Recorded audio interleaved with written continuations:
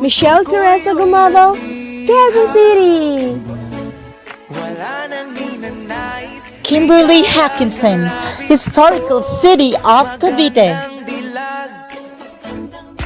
Pauline Amalings, Bohol. Rabia Mateo, Iloilo. Maria Isabel Ismail, Paranaque. Let's start with Quezon City, Michelle Gumabaw. Magandang dilag, puso ko yung nabihag. Hello, Michelle. Hi, good evening. Alright, here we go. Our first question, if you have under strict quarantine and isolation, what is the most important mobile app for you and why? The most important app during this whole quarantine was my Bible. Having faith in the midst of this pandemic was very vital to me, not only for my mental health, but also for my sanity. It got me through the toughest of times. I was able to get through others to the toughest of times, and it kept me centered, and it kept me grounded, and that's the most important thing that I would need in a pandemic. Thank you. Thank you very much. Are you ready for your second question? Yes, bring it on. Alright, here it comes.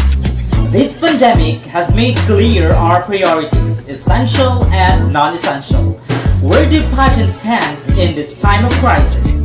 Time starts now. As we all know, pageants are very inspiring event, not only to the Philippines, but to every country who supports pageantry. It is important to stage a pageant and to show Philippines that we are much more than our setbacks, done in our failures, and that we are able to overcome any adversities. Having a pageant symbolizes hope, and right now on this stage, that is who we are. Thank you. Thank you very much, Quezon City, Michelle Gumabaw.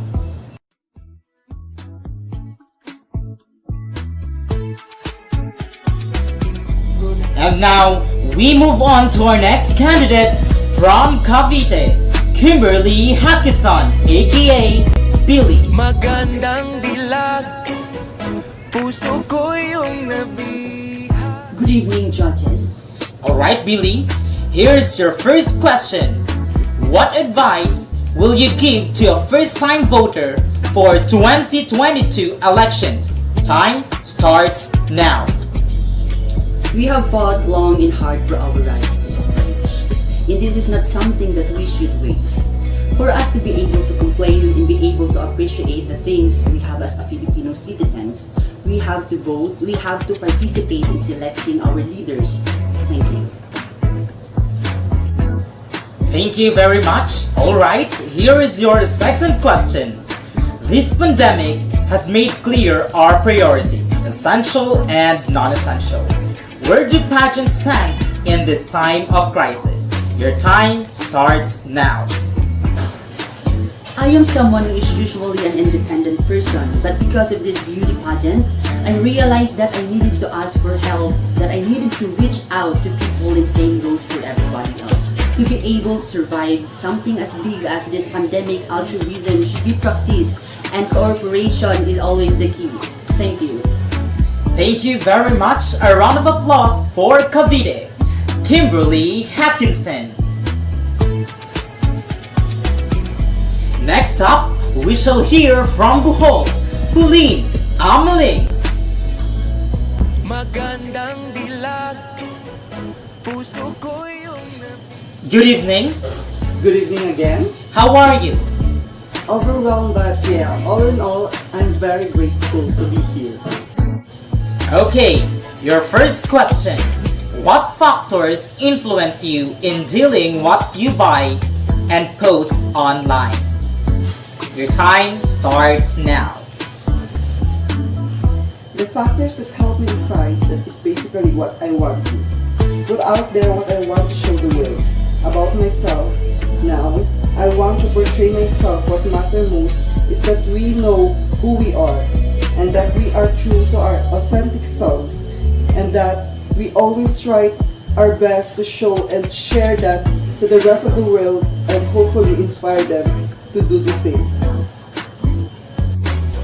Thank you. Here is your second question.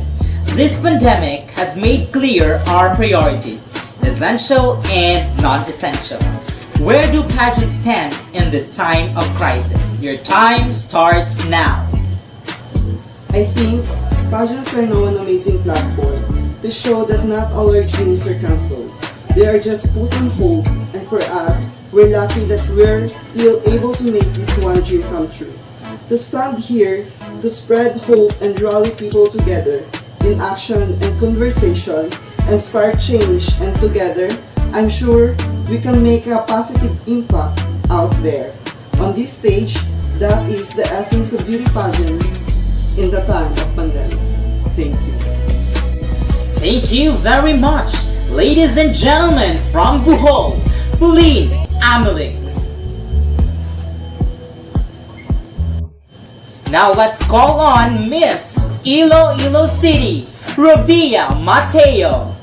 Magandang dilag, puso ko yung Good evening. Good evening, Cassie. How are you doing? I'm nervous. Okay. First question. If you could create a new paper currency with the image of any Filipino on it, dead or alive, who would it be and why? Your time starts now. If I were given the chance, I want to use the face of Miriam Defensor Santiago. For those who don't know, she was an Ilongga, but what I admire about her is that she used her knowledge, her voice, to serve the country, and I want to be somebody like her, somebody who put her heart, her passion into action. And after all, she is the best president that we never had. Thank you. Okay, it's time for your second question. This pandemic has made clear our priorities, essential and non-essential. Where do pageants stand in this time of crisis? Time starts now. As a candidate, I know I'm not just the face of Iloilo City, but I am here carrying hope and as a symbol of light in the darkest times. And as the moment, I want to help my community. I want to use my strength to make an impact, and that is the essence of beauty pageant. It gives us the power to make a difference. Well said, Iloilo City, Robia Mateo. And now, we call on our final contestant from Paranaque, Maria Isabel Ismail. magandang dilag, puso ko yung Good evening. Good evening, everybody. Are you ready? I'm ready. Alright, your first question to a child who never seen a pageant, how would you describe a beauty queen? I would tell the child that a beauty queen is somebody who is first and foremost a human being. She's somebody that is proud of who she is, but most importantly, she is somebody that brings hope when she wears that crown on her head. It's not just because she's the beautiful girl in the room, but it's because she's the woman who inspires hope. She's the woman who inspires love and productivity and somebody being authentic. And a beauty queen is somebody that we should always look up to. Thank you. Time for your second question. This pandemic has made clear our priorities, essential and non-essential. Where do pageants stand in this time of crisis? Time starts now. In my experience with the pandemic and being one of the most prestigious pageants in the Philippines, I have realized that pageants are something can give Filipinos hope, and it's something that can give Filipinos something to look forward to. It's something that we as Filipinos, as a pageant-loving nation, it's something that we're so proud of. It's something that gives us life, and that's the relevance of what pageant is. we help each other out, we help other people, and we help ourselves grow.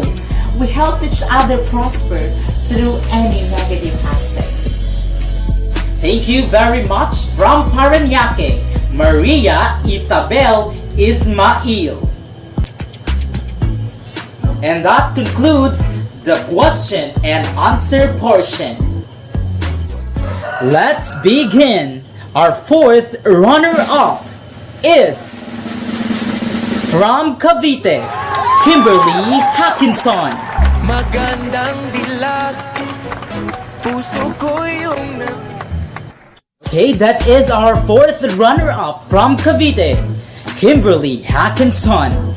And now, our third runner-up from Bohol, Pauline Amalings. magandang dilag, puso ko yung Okay, that is our third runner-up from Bohol, Pauline Amalings. And now, our second runner-up. Who do you think is our second runner-up? Ladies and gentlemen, without further ado, our second runner-up is from Quezon City, Michelle Teresa Gumabao. puso ko yung Your hand, please. Okay, that is our second runner-up from Quezon City, Michelle Teresa Gumabao. And may I request Miss Parañaque and Miss Iloilo to please step forward. Face each other. Ladies and gentlemen, this year's Miss Universe Philippines is Iloilo City, Rabia Mateo. Immediately, Miss Parañaque is our first runners-up. Remember, if the Miss Universe failed to fulfill her duty, the first runner-up will take place. mo lahat sila napapatingin. Here is the new set of Binibini representing Philippines for international pageants. Here ends our event this evening. See you next year for more thrill and elegance. This is Miss Universe Philippines 2020.